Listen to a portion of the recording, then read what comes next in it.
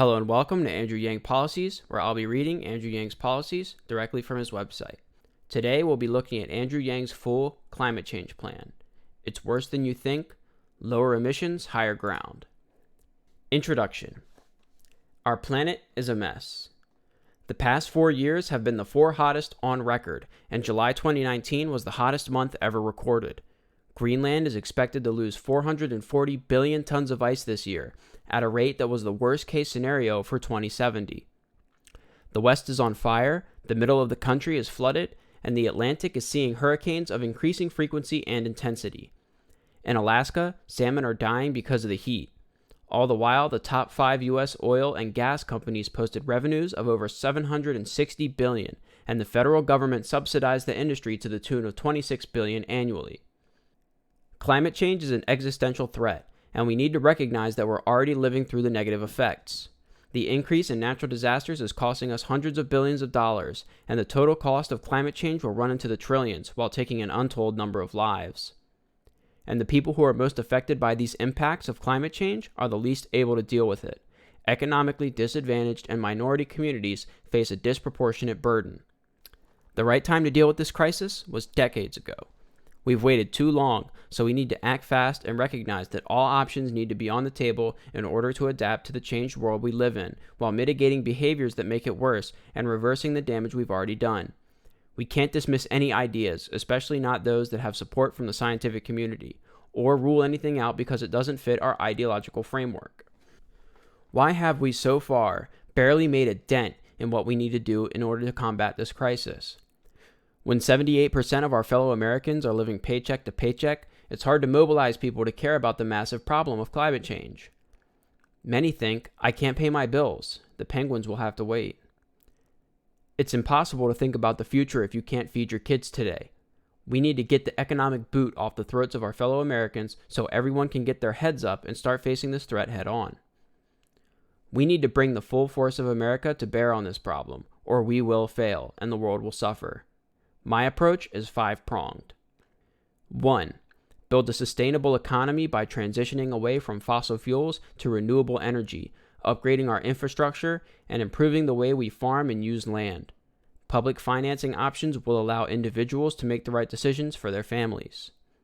2. Build a sustainable world. The United States throughout history has led the world in times of crisis. We're the most entrepreneurial country in the history of the world. It's time to activate the American imagination and work ethic to provide innovation and technology that will power the rest of the world. 3. Move our people to higher ground. Natural disasters and other effects of climate change are already causing damage and death. We need to adapt our country to this new reality. 4. Reverse the damage we've done. Research needs to be done on removing carbon from our atmosphere, cooling the planet, and rejuvenating ecosystems. 5. Hold future administrations accountable. We need to pass a constitutional amendment that creates a duty on the federal and state governments to be stewards for the environment. Climate change is big and it is scary. It's destabilizing the world and it's costing American lives. But it's also a massive opportunity. We can make the United States the center of a new, global, sustainable energy sector. This will bring money to the American people and will create jobs in installation and maintenance that will be local and less likely to be automated. It will also reduce a primary source of income used by some of our biggest adversaries. Russia, Iran, Venezuela all rely on oil, and terrorist organizations utilize it as a primary fundraising mechanism. We can save the world for our children, make the environment healthier, and build a much stronger economy. We need to come back together and get back to what America is all about: innovation, hard work, and solving the biggest problems the world is facing. Let's go, America. Andrew. Timeline. We need to set an aggressive but realistic timeline in order to hit the targets required to ensure that our way of life can continue, but don't lose trillions of dollars, and we don't lose thousands of American lives in the process. Achieve net zero emissions goal, 2049. 2025. Establish net zero standards for new buildings. 2027. New nuclear reactors begin to come online. 2030. Zero emission standard for all new cars. 2035. 100% emissions-free electric grid. 2040. Net zero for all transportation sectors. 2045, 85% methane recapture. 2049, fully green economy. How we achieve net zero emissions by 2050. Establish net zero standards for new buildings by 2025. Begin to use nuclear reactors, thorium, and fusion by 2027. Set zero emission standards for all new car models by 2030. Ensure that 100% of electricity is zero emission by 2035. Enact net zero emissions for all transportation sectors by 2040. Reduce and reuse 85% of wasted methane by 2045. Aim for a fully green economy by 2049. Budget overview, direct spend. $400 billion invested in democracy dollars over 20 years. $10 billion invested in a debt forgiveness fund for rural co-ops. $200 billion invested in grid modernization over 15 years. $50 billion invested in the next generation of safe, clean nuclear power over 5 years. $250 billion invested in net zero emission ground transportation over 15 years. $80.8 billion invested in net zero emission air transportation over 15 years. $285.5 billion invested in sustainable agriculture, forestry, and land use methods for over 15 years. $5 billion invested in research for sustainable materials over 5 years. $45 billion invested in national labs over 15 years.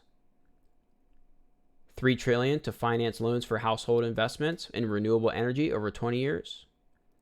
$60 billion invested in vocational and apprenticeship programs over 15 years.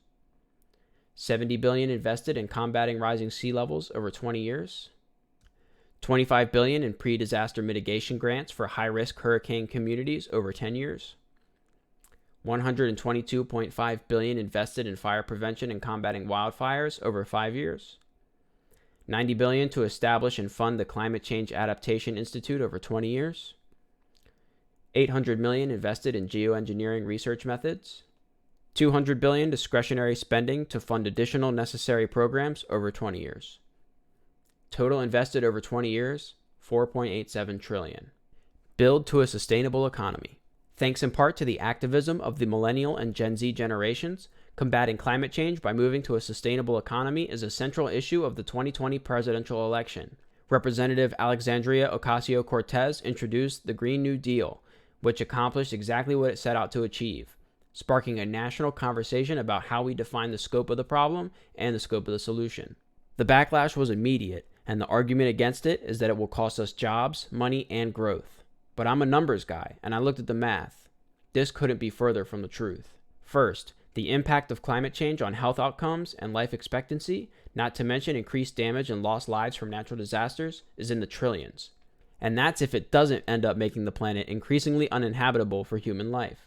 Second, the last time we dedicated the American people to a massive manufacturing project, World War II, we grew our economy, kicked off decades of growth, and created a set of middle-class jobs that provided upward mobility and a good life for half a century.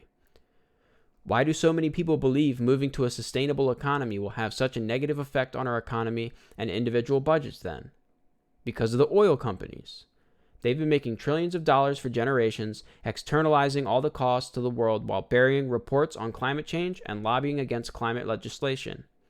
When you're pulling in trillions of dollars, a few $100 million in lobbying and false advertisements is a drop in the bucket. The wide field of Democratic candidates presents an exciting opportunity for us to discuss how we will take on the fossil fuel industry and tackle this urgent global crisis. The Green New Deal has done a great job in starting the conversation, and its goals of lowering emissions, converting to a renewable economy, and creating good-paying jobs are commendable. We need to strive for these goals and set up a realistic plan utilizing all options in order to get to a fully sustainable economy ahead of 2050. Oil companies will stop getting subsidized under my plan. The rest of us will see cheaper energy costs, better air quality, and new local jobs that we can use to support our families. Ending the influence of lobbyists and oil executives. Americans want their kids to breathe clean air and drink clean water. They want to leave a healthy planet for their children. Oil companies are spending hundreds of millions of dollars on lobbyists to stop that from happening. The oil and gas industry spent $124.5 million on lobbying in 2018. This was a smart investment on their part, considering they received $26 billion annually in direct subsidies and far more in various indirect subsidies every year. When your industry is looking at losing trillions of dollars, you'll spend nearly anything to prevent regulation, especially when those regulations will devastate your industry. It's time for us to end the power of lobbyists in the climate change debate. We need to ensure the workers in these industries are taken care of, but the executives can't continue to weaken the planet to line their own pockets. As president, I will ban anyone who serves in my administration from lobbying for a period of time after they leave their position. Ensure representation in my government for workers who will be displaced by our shift to renewable energy and a sustainable economy, so that we are sure to find solutions that enhance their quality of life. Refuse to hire anyone who formerly worked as a lobbyist for oil, gas, or a coal company, or served in an executive capacity at one of those companies. Pass a Democracy Dollars bill, putting over $20 billion directly into the hands of the American people annually to support politicians they agree with and wash out the influence of lobbyists. The American Scorecard, economic measurements of sustainability. Traditionally, the economy has been measured by looking at the gross domestic product, GDP, or the stock market. Companies are measured by their profitability. However, these measurements are imperfect at best and terrible at worst. The creator of the GDP stated when he came up with it that it doesn't reflect the full story, missing the value of raising children and ignoring actual well-being. And the Friedman Doctrine, stating that corporations have a moral responsibility to maximize profits, has resulted in these businesses externalizing many costs, especially environmental ones. When you measure something, you implicitly set your policy goals. By focusing our measurement on GDP and share prices, we've promoted production and profitability over all else. We need to move the way we measure the economy and corporate outcomes to actually take these environmental costs into account. If GDP goes up because oil companies make record profits, but the levels of childhood respiratory illness goes up, we are not better off. If a company increases their share price by using cheaper but dirtier energy sources, they shouldn't be rewarded. It's time to start including environmental measurements into account when we measure the economy, including but not limited to environmental quality and sustainability, affordability of energy costs, childhood success rates, environment-related health outcomes, quality of infrastructure. Every year during the State of the Union, I will report on these numbers, whether they've improved, and what we're going to do to ensure improvement by the following year. We will also need to work with corporations in order to ensure that they're considering their sustainability in making their decisions. Any public corporation that has a valuation of over $1 billion should be required to file an environmental impact report for certain activities, such as the money they spend on transportation, or opening a new building, or moving to a new manufacturing method, subject to verification by the EPA that clearly states the financial cost of these activities on the environment and any means they're taking to mitigate those effects. Finally, we should also adopt the provisions of the climate risk disclosure bills introduced in Congress to force companies to disclose what impact climate change will have on their operations to the SEC. Investors should also be considering these long-term impacts when deciding where to invest their money, and I can guarantee that if the true cost of climate change was baked into corporate valuations, companies that are poised to be the most impacted by climate change would see investment go down, thus pushing the economy towards a more sustainable business. As president, I will create the American Scorecard to better measure our environmental quality and sustainability, and treat it as a primary measurement of our economy and well-being. Pass legislation requiring large corporations to document the externalized cost of their environmental impact. Pass climate risk disclosure bills to incentivize divestment in oil companies and other heavy polluting industries. A sustainable economy. Energy. Residential and commercial energy consumption accounts for somewhere around 50% of emissions. We can't move to a sustainable economy without getting our energy from renewable sources. Tackling our energy supply is the biggest move we need to make in order to create a sustainable economy. We need a multi-pronged attack plan to decrease emissions in our energy sector, and we need to utilize all options available to us in order to ensure that we can hit the targets set out by the Intergovernmental Panel on Climate Change to limit climate change to manageable levels. It is impossible to know right now which clean energy technologies are going to be the most effective options in 10 or 20 years. The goal of having a renewable energy plan is to have a starting point of where we will invest our time and research. First and foremost, it's important for our government to be able to adjust its plans as technology and more efficient solutions develop. Direct federal action to promote renewables. Over the past 100 years, the federal government has done much to prop up the oil and gas industry. Early on, that was the right move. Our industrializing nation needed cheap energy, and the long-term impacts of burning fossil fuels were unknown. Of course, that excuse went out the window 40 years ago when scientists first informed the oil companies that emissions were a major contributor to climate change. Now that we all know the damage we're doing to the environment, we need to end our relationship with an industry that has lied to the American people while knowingly poisoning the earth. It is clear now that the executives for these companies knew of the damage they were doing, but put short-term profits over the health of Americans and the long-term prospects of the species. It's unbelievable to say that, but it's true. In 2015, the federal government spent more on direct and indirect fossil fuel subsidies, $649 billion, than it did on the Pentagon, $599 billion. These subsidies are yet another factor that obscures the true cost of fossil fuels. That money would be better spent to help individuals transition to a sustainable economy, both the workers who work in these industries and the rest of us who rely on fossil fuels to power our lives. We also absolutely should not be providing leases to companies that are going to exploit public lands, both on and offshore, to harvest oil, gas, and coal. There is no way to get at these resources without permanently damaging our priceless public lands, and yet you can stake a claim for an acre for $1.50. We need to stop the practice of providing these leases and move to end the current ones as quickly as possible. Similar to ending these leases, we need to do everything we can to prevent further investment in infrastructure designed to support the oil, gas, and coal industries. Once invested in, businesses have an interest in keeping them operational long enough to pay back their initial investment and turn a profit, which will keep them operational well past the point they need to be closed down to keep climate change at a manageable level. Under the EPA's mandate to regulate carbon, we need to increase our clean power plan targets to make our electricity sector sustainable and force all power plants to meet standards instead of just ones that are sufficiently upgraded to trigger a new source review. Many communities, especially rural electric cooperatives, are currently using power from coal plants on which they owe billions of dollars. These communities want to shift their energy sources to renewables, but they can't afford to pay off their current debt, which is estimated to be about $8.4 billion, on old plants and build new ones, especially as the relative cost of coal increases and will continue to as we end subsidies. The U.S. government can forgive the debt for these co-ops that are looking to make a transition to renewable energy and provide different financing options to these cooperatives to get them to move over to renewable sources. The government also needs to dedicate itself to a massive investment in new technologies and a promise to purchase American-made efficiency and renewable energy technologies. We must plan all infrastructure projects to include environmentally friendly materials and be powered by renewable energy, and we should incentivize corporations to do the same with their businesses. We should also commit to purchasing American-made items at a massive scale in order to incentivize businesses to manufacture these items. With the size of the federal government, a commitment to buying American efficiency and sustainability products will create massive demand that American entrepreneurs and businesses will be happy to fill.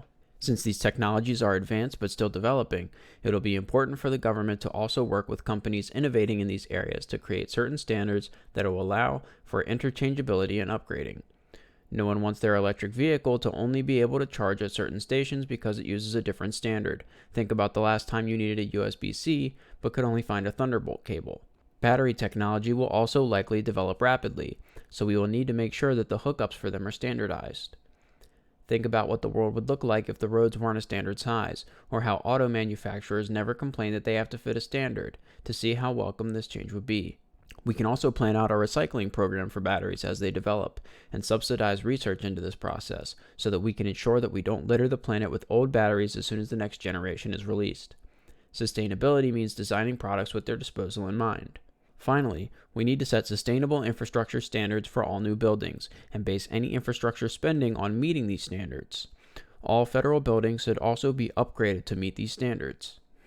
As president, I will end all fossil fuel subsidies and use that money for retraining programs and subsidies for low-income individuals to transition to sustainable energy sources. Stop all new leases for oil and gas companies on public lands, and end any current existing lease. Fight against any new pipeline or similar infrastructure, especially any that would cut across contested land. Create more aggressive clean power plant projects, and end the grandfathering in of old plants that haven't been sufficiently upgraded to trigger NSR. Provide a $10 billion debt forgiveness fund for all rural co-ops that are relying on non-renewable sources who want to replace their plants with renewables, and provide public financing securitization options for rebuilding with sustainable energy. Commit to equipping and powering all federal buildings with American-made efficiency and clean energy technology. Work to create standards allowing common elements of systems, e.g. batteries, to be easily replaced as the technologies develop. Create a plan to recycle elements, e.g. batteries, that become obsolete. Set sustainable infrastructure standards for all new buildings, buildings that are being rebuilt or upgraded, and all federal buildings. Carbon fee and dividend. The cost of burning fossil fuels is paid by all of us, but the benefits are disproportionately gained by the industry. There is very little incentive to control the rate at which fossil fuels are burned or CO2 is released into the atmosphere. A carbon fee and dividend, similar to the one proposed by the Conservative Climate Leadership Council, would allow businesses to find market-based solutions to their carbon emissions while benefiting American citizens and providing funding for alternative fuel research and upgrades to our current energy systems. By having it increase at regular intervals, we can allow businesses to plan for their transition to sustainable energy. By having those intervals be aggressive, we can be sure to hit our net zero target on schedule. Starting at $40 a ton, the fee would raise hundreds of billions of dollars each year. Increasing it by $5 a year for the first 4 years, and then $10 a year until we hit net zero emissions, would ensure that businesses have a deadline for the transition, but can still make the transition on a timeline that makes sense for them. By some estimates, even a less aggressive carbon fee structure would reduce emissions by 90% by 2050. While the amount of money would necessarily decrease over time, eventually zeroing out, we can use the money before that time to help fund the transition to a sustainable economy, especially by subsidizing the costs of residential upgrades. As president, I will propose a carbon fee and dividend system that sets an initial carbon tax of $40 per ton and would increase in regular intervals of $5 a ton for the first 4 years and then $10 a ton until it hits $100 a ton. Create a border carbon adjustment to protect American goods that would charge a fee on imports from countries that don't impose a similar carbon fee or some type of carbon tax, and provide a rebate on exports to countries that don't impose a similar carbon fee or some sort of carbon tax. Dedicate at least half the money raised through the fee to dividends specifically designed to help Americans afford transitions to sustainable energy sources and vehicles. Grid modernization to the top. Much of our electrical energy infrastructure is old, outdated, insecure, and far too dependent on dirty fossil fuels. Without renewed investment in new, cleaner assets and innovative management practices, our energy costs will become increasingly high and environmentally destructive. In order to achieve 100% renewable electricity by 2035, we need to create an economic drive for utilities to invest in updating their infrastructure while motivating innovation. We can do this with a race to the top type competition where utilities compete to enact certain reforms and the winners receive federal monies to reduce capital costs of their investment. Investor-owned and municipal utilities and, separately, cooperatives would compete in 2 separate categories for a pool of $25 billion each. These utilities would be given 2 years to enact certain reforms or hit certain targets, with points being awarded for achieving the goals based on a schedule of points. Off-schedule points would be awarded by industry experts for innovation that achieves similar goals to the prescribed methods. A points floor would be set, and anyone above that floor would receive rewards from the central pool proportional to their points. Reforms and criteria would include, but not be limited to, installation of smart meters, free easy access for account holders to interval data, streamlined interconnection processes, short interconnection processing turnarounds, tariffs designed to encourage renewable systems of all sizes, implementation of active or passive control standards that enable real-time management of distributed assets not under direct utility ownership, methods of differentiating and optimizing the financial concerns of administration, transmission, production, and consumption as separate grid system functions, net decarbonization from the installation and retirement of various assets, stakeholder education and outreach, including account holders, developers, and contractors, robust IT security for metering and control systems, demonstrating a continued interest past the date of the race to the top in continuing to implement these changes. As president, I will create a race to the top style competition to drive innovation in our grid system by the private sector, Invest $50 billion in incentives for private companies and investment in new modern infrastructure. Invest $150 billion in upgrading our current electric infrastructure systems. Nuclear power stopgap. Nuclear power is a crucial component in the move towards creating sustainable, carbon-free energy for the United States. However, many people, including some other candidates, dismiss it out of hand. Why does it have such a bad reputation? 2 reasons. First, the public's perception of its safety has been skewed by TV shows like Chernobyl and The Simpsons. Second, nuclear waste is dangerous and long-lasting, and disposing of it is expensive. Both points are less of an issue with modern reactors. When the OECD, NEA, and NASA analyzed the actual danger of nuclear energy compared to other sources, they found that it caused orders of magnitude fewer deaths than fossil fuel-based energy. And that's not even considering the long-term impact of climate change from burning fossil fuels. With modern reactors, safety is drastically increased and nuclear waste is drastically decreased. After the completion of the Manhattan Project, America explored the option of using thorium as a potential source for civilian nuclear power. In the 1960s, the United States experimented with a thorium reactor to generate power, but the project was shelved in the 1970s. All the while, research into nuclear fusion devices continued in labs throughout the U.S. Why did we go with uranium instead of thorium? Uranium is used in nuclear weapons. Thorium isn't. Yet another benefit to using thorium as a power source. Thorium reactors have a few key advantages over traditional uranium reactors. 1 ton of thorium could potentially produce roughly 200 times more energy than 1 ton of uranium and 3.5 million times more than 1 ton of coal. There is roughly 3 times more thorium on Earth than uranium, and we are already mining it as a byproduct of other rare earth element mining. Right now, we're literally just burying it back in the ground. Thorium mining is substantially safer than uranium mining. Thorium mining is substantially safer than uranium mining. Thorium's primary ore, monazite, is retrievable from open pits which receives greater ventilation than the underground shafts from which uranium is mined, decreasing miners' exposure to radon. Thorium reactors produce less waste than uranium reactors.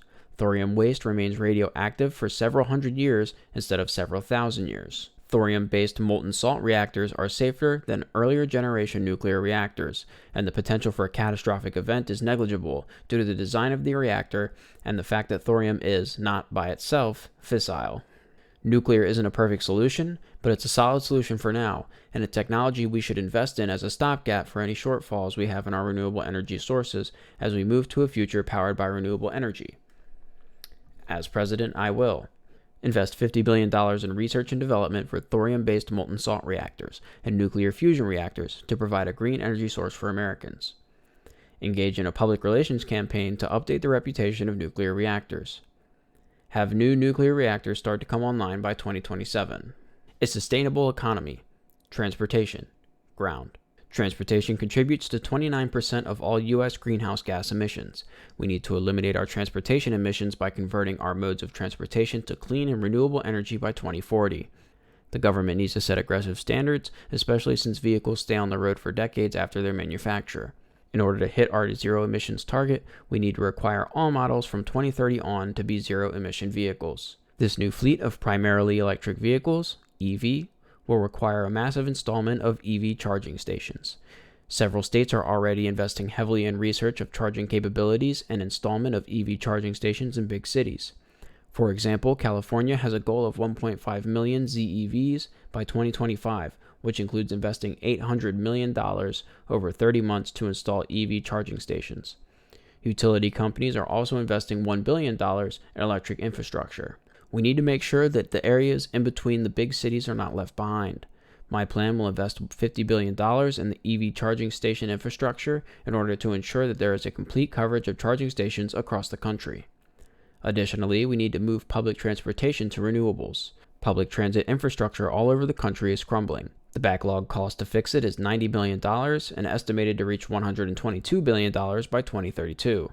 The government needs to start funding these projects now, or else we risk losing more money. That's just common sense. Since we need to spend this money anyway, we may as well invest more upfront to make our public transit system run on renewable energy.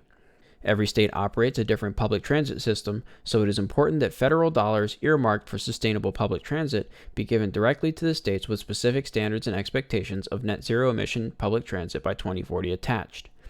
The federal government can establish these standards, create a central database to share data between the states, and provide grants to states to ensure that they make the transition to fully renewable public transit.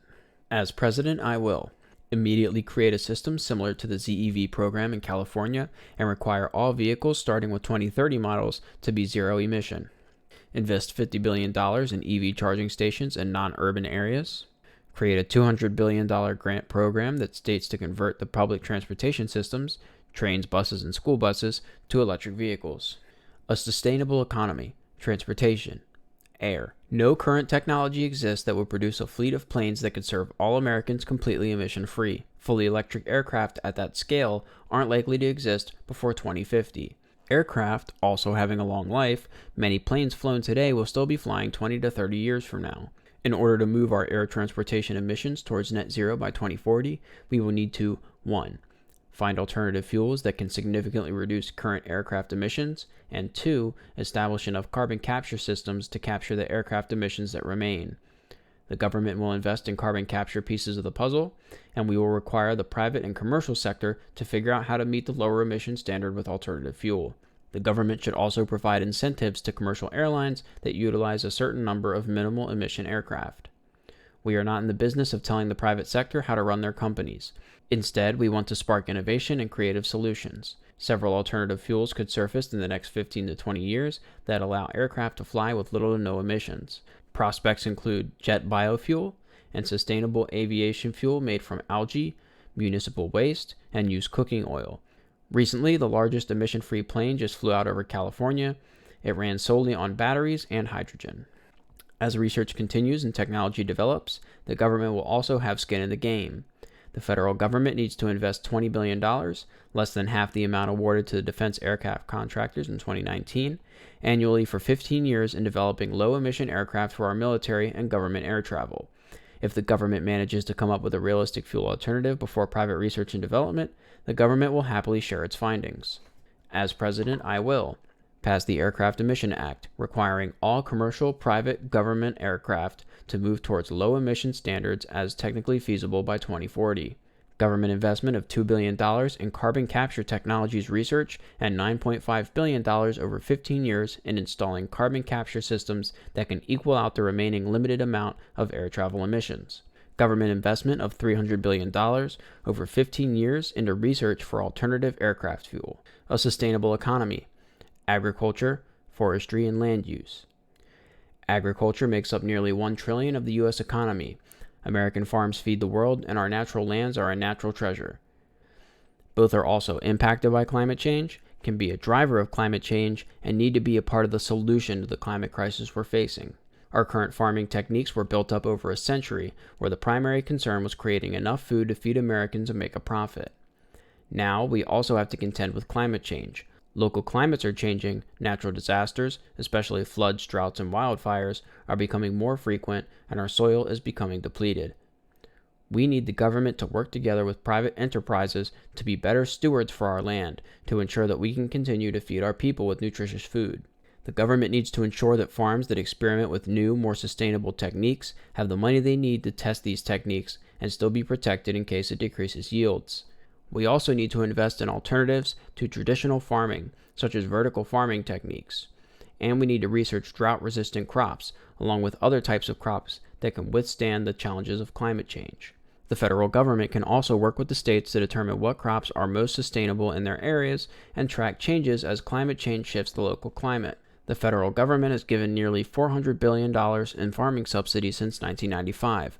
Subsidies help protect our food supply from bad years of extreme and unpredictable weather. Adjusting our agricultural system to adapt with climate change is a good example of why farming subsidies were created in the first place. A portion of planned farming subsidies over the next 15 years should be redirected specifically towards sustainable techniques and exploration of alternative farming methods. We also need to make better use of our land, and the IPCC has laid out a great list of ways that we can improve that. The Department of Agriculture should investigate the best grazing and livestock land management techniques and provide reports to states and private enterprises on them. We need to identify land where we can plant more trees and also take an active hand and expend the resources needed to rejuvenate our high-carbon ecosystems such as peatlands, wetlands, rangelands, and mangroves. We can also decrease the stress on our farmlands by decreasing food waste. Supermarkets can receive tax incentives to waste less food. This can be done through encouraging the donation of food. It can also be done by encouraging better inventory management. Instead of overstocking, supermarkets can be encouraged to understock, with differences being made up through tax credits.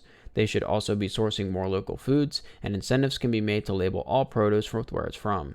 Finally, we need to make better use of organic waste, both from livestock and from trash. Biogas, a type of biofuel that is generated by the decomposition of organic material, can generate a large amount of electricity from what would otherwise be a giant source of methane and carbon dioxide. The EESI estimates we can add over 10,000 new biogas systems, which would generate electricity, reduce emissions, and save municipalities a lot of money on both transporting waste and maintaining landfills. As president, I will provide grants and guarantee profitability for farms that experiment with new sustainable techniques. Increase Farm Bill subsidies by $75 billion over the next 15 years for farms that experiment with new sustainable techniques. Invest $2 billion in research for vertical farming techniques. Direct the Department of Agriculture to provide reports to states and private enterprises to help them improve their grazing and livestock land management. Work with states to determine sustainable crops for their areas and suggest changes as climate change continues to advance. Increase funding to biogas programs by tripling the current annual mandatory funding for biogas to $200 million. Authorize a $500 million increase to federal agencies tasked with maintaining land to increase afforestation while rejuvenating high-carbon ecosystems such as peatlands, wetlands, rangelands, and mangroves. Invest in research for drought-resistant crops. Provide $300 million in tax credits to incentivize supermarkets to waste less food, either through donations or inventory management changes, and to source more local food. A sustainable economy. Materials. Humans make a lot of cement. A lot of it. Concrete is quite literally what the modern world is built on. Around 10 billion tons of concrete are made each year, and the process is highly energy intensive. Concrete does naturally absorb carbon dioxide, but that's a slow process and it doesn't fully balance out the amount released in its manufacture. This is both a problem and an opportunity. As the world's population increases and more of the world develops, we'll need more concrete. However, since we manufacture so much of it, if we can find a way to harness the material to combat climate change, the scale of it could make a dent in the problem. Many different groups are currently investigating ways to improve the sustainability of concrete or even make it carbon neutral. We should invest in research to see if we can increase the absorption rate of carbon dioxide or even find ways to capture carbon and turn it into concrete or a concrete substitute. The scale of concrete manufacturing makes it an ideal material to focus on, but we should also research other materials that can be used for a variety of functions that can help us combat climate change. As president, I will fund $500 million in research over 5 years into ways to decrease the carbon footprint of manufacturing concrete, make concrete carbon neutral or negative, utilize alternative materials, including alternatives to concrete, that can help us combat climate change. A sustainable economy. Data. Planning for a sustainable economy isn't just about addressing the current electricity needs. It's also about addressing the electricity needs of the future. One of the largest areas of growth in this regard is computing and data storage. The world is using hundreds of terawatts of energy for data storage, and the U.S. makes up a substantial portion of that. This energy consumption is also set to double every few years. We need to stay ahead of this problem as we generate and store more data. The government needs to fund research into solutions for this problem, from increased efficiency to better and smarter cooling solutions to storing data in space where temperature and vacuum make storage more energy efficient and solar power is plentiful. As president, I will fund research into any method that could lower the energy requirements of data storage. A new national labs. There's been a lot of calls to research in the discussion of my plan to combat climate change. In order to funnel that funding and research efficiently, we need to set up a new system of national labs that are much more distributed and less top-down than we've traditionally had in this country. This new system, run through the Department of Technology, would hear proposals from different organizations on how they would use research funds in order to advance the fight against climate change. Different models would be considered and funded, without the organization itself prescribing any particular structure. Funding through this organization would require sharing all data, and patents generated would face forced licensing so that others could build off of the successes. America is a country of inventors, builders, entrepreneurs, and risk takers. We need to unlock that energy to solve the greatest problem of our time. As president, I will Create a new distributed national lab system with a $3 billion annual budget that allows for many different types of partnerships and organizations to work together to solve some of the biggest energy problems we face. This system will lower the bureaucracy and hassle of working under a government contract so that scientists, engineers, inventors, and entrepreneurs can focus on innovating. Financing the new economy. Moving to renewable energy for personal use is important. It makes the home healthier, it lowers energy costs, it makes people feel like they're part of the solution. It also requires a large upfront investment. When the U.S. wanted to ensure that everyone could own a home, we started Fannie Mae. When we wanted to make college more affordable, we created Pell Grants.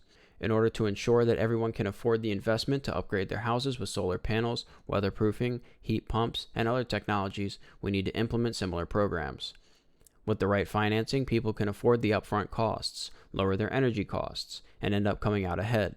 By setting interest rates low enough, we can get most households to upgrade their electricity to renewables while keeping more of their money. We can also provide grants to individuals at lower income levels so they can do the same.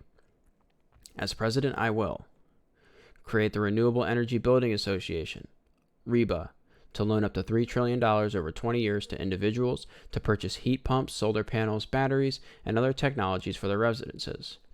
If households choose to take advantage of this, they will pay off these loans at 3% or lower interest rate and will end up paying less annually than their previous energy bills. Jobs. The scale of the work we're going to need to embark on is staggering and exciting. As Saul Griffith, the founder of Other Lab, puts it, we need to manufacture electric heat pumps for 120 million American homes and 6 million commercial buildings. We need to manufacture 200 plus million electric vehicles. We need 90 million solar rooftops, tens of millions of wind turbines, and billions of batteries, not to mention new biofuel industries, new farming methods and technologies, and new approaches to forestry. And while many of these manufacturing jobs will be automated, the installation and maintenance of these systems will create good, middle-class, local jobs that will keep individuals employed for decades to come. We'll need to establish vocational and apprenticeship programs that will train American workers to install, maintain, and repair these systems, and then ensure that all Americans who so choose can receive this training, including through programs in high school. As president, I will ensure $4 billion in annual funding for vocational and apprenticeship programs to meet the demand for installation and maintenance and repair technicians for the new sustainable economy. Expand the high school curriculum to include programs to train individuals who want to enter one of these careers. Build a sustainable world. The United States is the most innovative and entrepreneurial country in the history of the world. We should be leading the world in the development of technologies to combat climate change. U.S. turbines and solar panels should be powering the world. Instead, we have a political party that's fighting against climate legislation tooth and nail, millions of Americans who deny that anthropogenic climate change exists, and a world that's leaving us behind. This must change. We need to recommit to the Paris Agreement, but that's only the beginning. It's time that we retake our role as the world leader. After all, we're only 15% of global emissions. While that's disproportionate to our population, it also means that, even if we got to zero emissions tomorrow, the world would continue to warm. Let's rebuild our alliances and use our industry and innovation to provide clean energy to the world, thus making new allies and rebuilding the liberal, democratic world that has kept us safe for the past 70 years. Powering the world. The U.S. is innovative and extremely capable of developing cutting-edge green technology. The private sector will be more motivated to invest time and energy into developing this green technology if companies can trust that they will be able to sell their products and technological advancements overseas. When foreign governments want to buy goods from private U.S. companies, the Export-Import Bank, EXIM Bank, finances the loan that allows foreign governments to purchase those goods. The EXIM Bank can make certain goods appear more attractive to other countries by offering better financing options for different goals, like lower interest rates. Let's use its powers for good by making it cheaper to other countries to buy U.S. sustainable energy technology. As president, I will use the EXIM Bank or create a new green EXIM Bank to aggressively export U.S. green technology throughout the rest of the world. Direct the State Department to engage in climate diplomacy, forming relationships with developing nations that are looking for partners in building an energy infrastructure that's sustainable. Trade deals. Once we cut fossil fuel subsidies and employ strict environmental regulations for manufacturing here in the U.S., corporations will want to move their operations overseas. After moving their operations to countries that allow fossil fuel production, these corporations will then sell their products back through the U.S. in various trade deals that protect the fossil fuel industry. This would render out our efforts to stop fossil fuel production useless because corporations would literally be incentivized to take away American jobs while polluting the environment. Additionally, the fossil fuel industries lobby to get trade deals to provide them with incentives for development, preferential treatment in trade, or carve-outs to allow them to more aggressively combat the efforts of other countries to regulate their industry. We need to ensure that our trade deals with other countries match our values and environmental goals. We need to renegotiate our trade deals that protect the fossil fuel industry. Instead, our trade deals need to ensure that any goods manufactured using unsustainable methods are appropriately costed and the fossil fuel industries don't get unwarranted power in the deals. As President, I will ensure that any trade negotiation includes stringent environmental standards, ensure that any trade deal doesn't include carve-outs or exclusives for oil, gas, or coal, renegotiate any trade deal that includes carve-outs for fossil fuel industries, including the ISDS exceptions in NAFTA and USMCA. A carrot and a stick. China has a strong geopolitical interest in investing in development projects in the third world countries all over the globe. China also does not care about whether the projects it finances are environmentally sustainable. If we do not step in and compete with China in foreign development investments, then several countries will develop economies that operate and depend on practices that emit greenhouse gases. It is the right thing for humanity that America invest heavily in these same development projects all over the world. Whether these investments are initiated by our government or by private corporations, the government needs to incentivize these projects to proceed in ways that are environmentally sustainable. Investments in non-environmentally sustainable projects should be more costly for everyone, and investments in environmentally sustainable projects should be greatly incentivized. As President, I will cut off or re-examine investments in projects that aren't environmentally sustainable, increase foreign aid to developing nations to help cover the cost of any project that is environmentally friendly, create tax incentives for individuals to invest in foreign corporations or projects that are environmentally sustainable. Positive use of military expertise.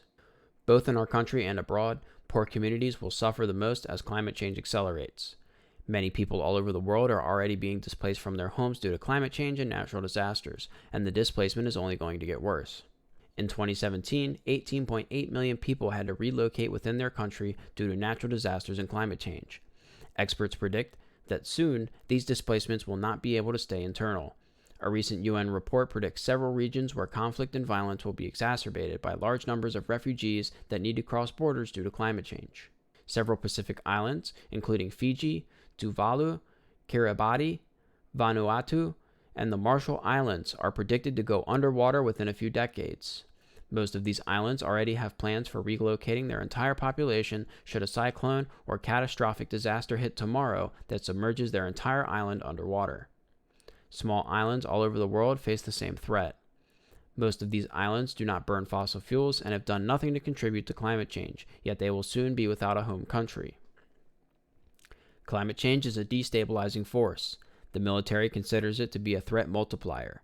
Over the past century, we've used our military to project our power abroad, and that's often led us to engage in wars without a clear benefit to the U.S. or in regime change.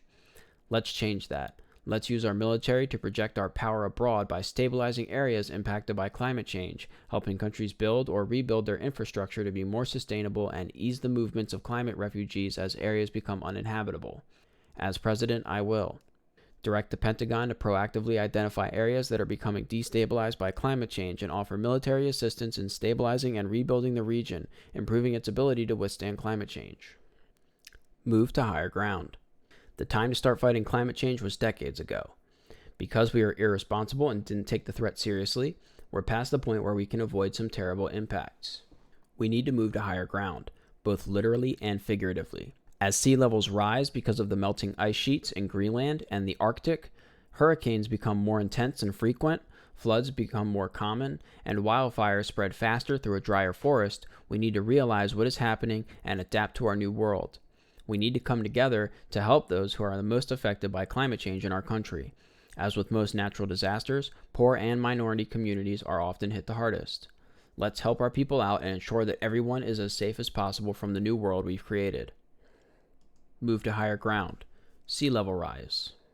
Estimates of sea level rise by 2100 range between 10 and 30 inches. A NASA study landed towards the top of that range at 26 inches. Several other countries are already moving their populations to higher ground to escape the encroaching water, and America is likely to see communities needing to do the same. This will cost billions of dollars. As glaciers melt, the ocean expands with heat, and ice sheets in the Arctic and Greenland melt, we're heading for crisis. Mother Jones put together an excellent article rounding up some of the numbers, including the 13 million people who might be displaced by the end of the century. 60% of communities on the east and Gulf coasts may experience chronic flooding in the same time period.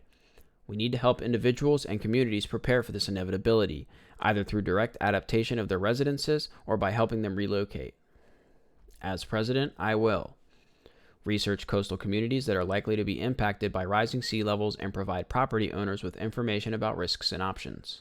Make up to $40 billion available in subsidies, grants, and low-interest loans to individuals who wish to elevate or relocate their homes or move to higher ground.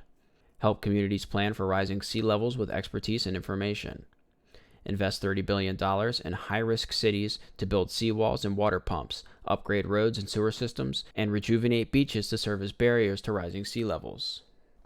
Move to higher ground. Floods, hurricanes, and the NFIP. The severity of hurricanes has increased significantly in the past decade compared to trends of the previous century. Even if we manage to cut our global emissions enough to curtail severe climate change, studies predict that we are likely to see more than a 50% increase in Category 4 and 5 hurricanes in the 21st century. These hurricanes will continue to cause hundreds of billions of dollars in damage. We must take steps towards a permanent adaptation to this changing climate to minimize the repeated cycle of these hurricanes causing untold suffering and billions of dollars in damage, only to see these communities be rebuilt and hit by another hurricane. We must invest in innovative solutions for rebuilding our communities that reside in high-risk flood and hurricane zones. We can turn to countries like the Netherlands, who invested $500 million over 6 years. Compare this to Hurricane Katrina in New Orleans, which lost $161 billion in a matter of days, to build a massive floodgate that permanently protects all of the Dutch homes that reside below sea level. We can also look closer to home at Hoboken, New Jersey. After Hurricane Sandy hit in 2012, the city initiated a major storm resiliency effort to rebuild its parks, sewer systems, pipes, and gardens to withstand massive floods. Hoboken lost over $1 billion in Hurricane Sandy. As a result, it is spending $140 million alongside a $230 million federal aid to rebuild its city in a way that will prevent it from losing the same amount in a future inevitable disaster. Investments in flood prevention solutions that cost hundreds of millions can prevent us from annually losing tens of billions in a catastrophic hurricane. This funding will go towards redesigning cities at a high risk of damage. By upgrading our coastlines to withstand incoming disasters from the sea, our entire country will be better protected. Concurrently, we must reevaluate FEMA's policies and our National Flood Insurance Plan. FEMA's out-of-date flood zone map needs to be updated to reflect the true 41 million homes that are at high risk for catastrophic flooding, not the 13 million it currently states. The agency's prevention policy in response to floods and hurricanes is to rebuild homes and buildings that are more resistant to flood damage. FEMA does not currently have a policy that prevents them from rebuilding homes located in high-risk areas. As a result, several homes have received more federal aid to rebuild their homes than what the home was actually worth. For example, the same home in Baton Rouge, Louisiana has been rebuilt 40 times, costing the government $428,379, even though the home is only worth $55,921.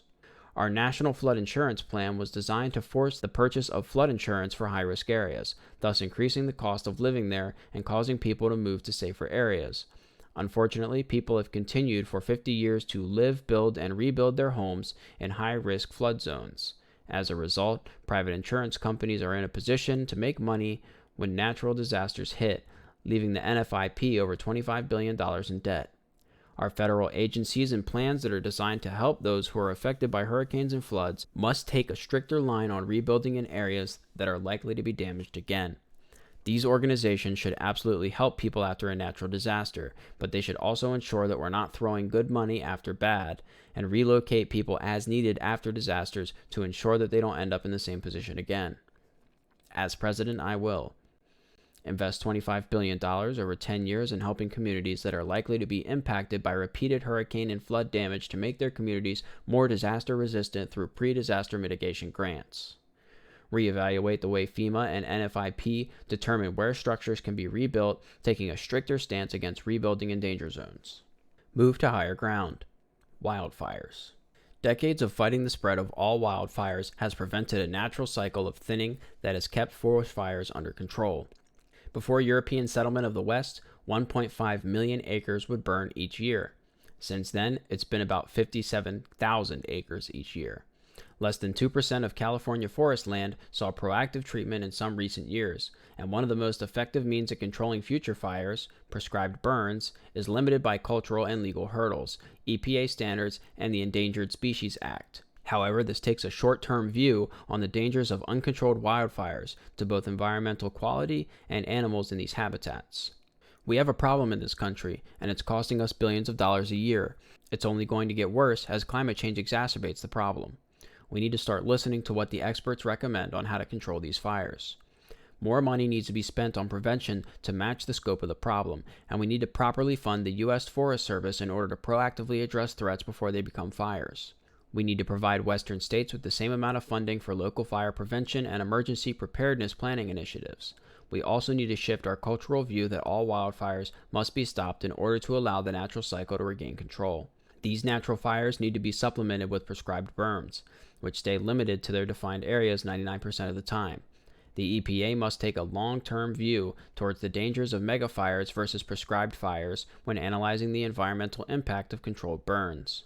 Finally, we need the federal government to partner with state and local governments to aggressively collaborate in finding solutions to these life-threatening risks.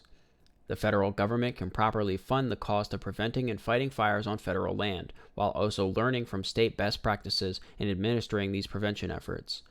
The federal government can assist state efforts by providing a federal fire insurance program that depends on the homeowner's compliance with the state fire prevention policies. Incentives for developing land in safe areas also needs to be implemented, either through changes to federal standards, changes to mortgage interest deductions for housing built in high-risk areas, or the implementation of a federal fire insurance program to price in the costs of living in high-risk areas. As president, I will quintuple the budget for the U.S. Forest Service to $24.5 billion for at least 5 years, and specifically tailor it to focus on fire prevention, and promote partnerships with local experts on combating wildfires in their areas. This will more than pay for itself by preventing megafires. Appoint a Secretary of Agriculture who recognizes the importance of preventing megafires using science-backed techniques. Work with federal agencies such as the EPA to adjust how specific metrics are measured to take a more long-term view of the costs and benefits of prescribed fires. Work with Congress to pass legislation aligning incentives for states, developers, and homeowners towards fire prevention and avoiding high-risk areas. Establish a national fire insurance program that provides insurance for homeowners in high-risk fire zones, with a stipulation that homes must take preventative actions such as a defensible space and reevaluation standards in case locations are determined to be dangerous for rebuilding. Move to higher ground. Extreme weather effects. Additional effects of climate change include extreme changes in precipitation, droughts, heavy downpours, heat waves, mudslides, tornadoes, avalanches, and more. Some will increase more than others, but we have to be prepared to deal with all of these natural disasters. For example, the Southwest can expect to see longer droughts and heat waves in the near future. In the past, droughts have not lasted for more than a decade, with the risk of a mega drought, droughts lasting over 30 years, below 12%. Scientists predict the risk of mega droughts in the Southwest is likely to increase to 60% in coming years.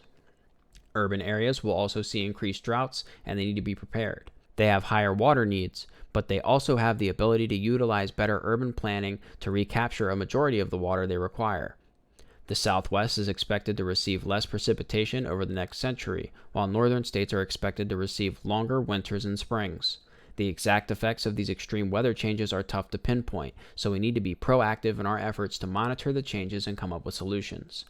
These and other effects of climate change will continue to be unpredictable for years to come. To monitor the ongoing effects of climate change, I will establish the Climate Change Adaptation Institute. It will be tasked with monitoring the impact of climate change and recommending ways to adapt the new world that we're living in. It's important to stay optimistic and mitigate our impact on the environment. It's just as important to adapt to the damage already done.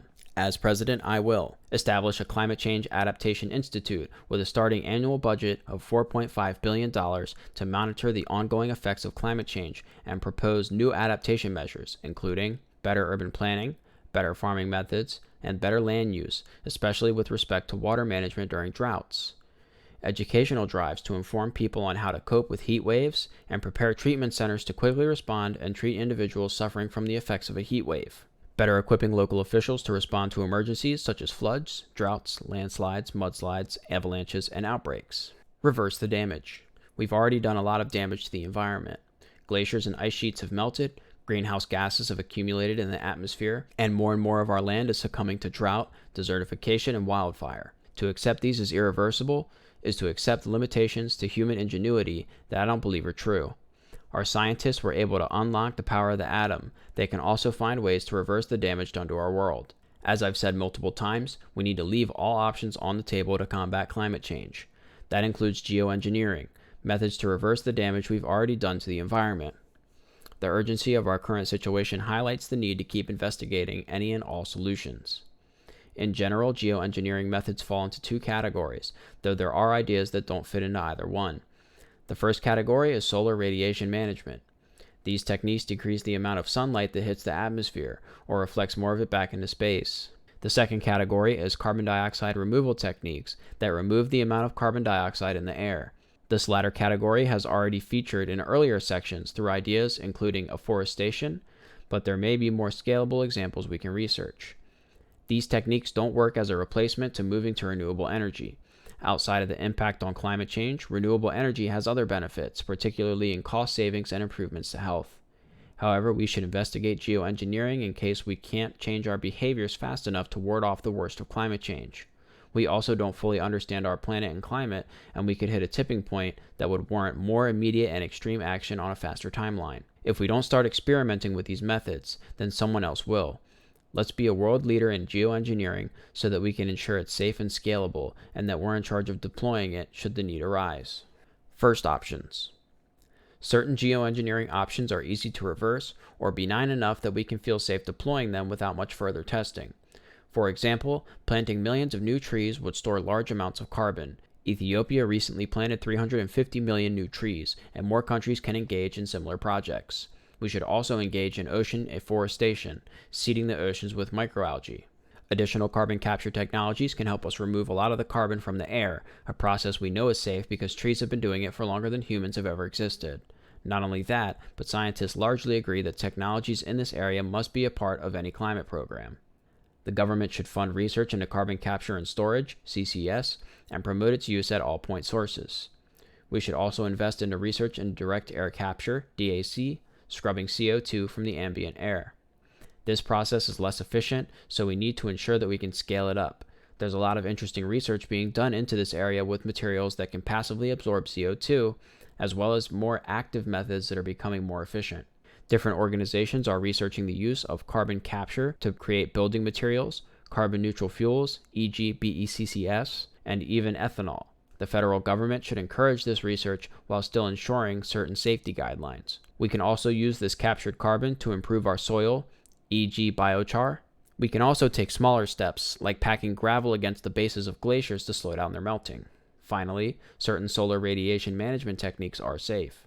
For example, spraying salt water into clouds makes them larger and brighter, which will reflect more sunlight into space. Emergency options.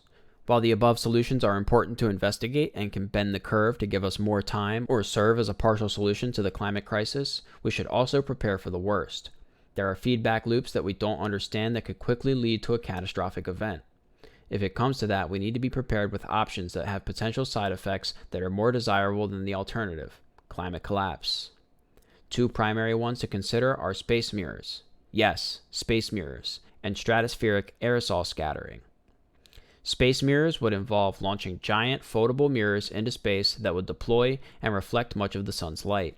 This method would be extremely expensive, which is why it should be investigated as a last resort. However, since we would be able to undo the mirror after deployment if needed, it's less permanent. Stratosphere aerosol scattering, on the other hand, would be a drastic response to the climate crisis. When volcanoes erupt, they spew sulfur dioxide into the sky and reflect sunlight particles away from the Earth. The massive eruption of Mount Pinatubo in 1991 was recorded to help push global temperatures down half a degree over the following 2 years. If scientists can find a way to burn sulfur in the stratosphere, then they could mimic the positive effects of volcano eruptions on climate change and their ability to help the Earth cool. Bill Gates has recently backed a study to explore the feasibility of this method, but there are many dangers to it, which is why it, and similar methods, require research. As president, I will.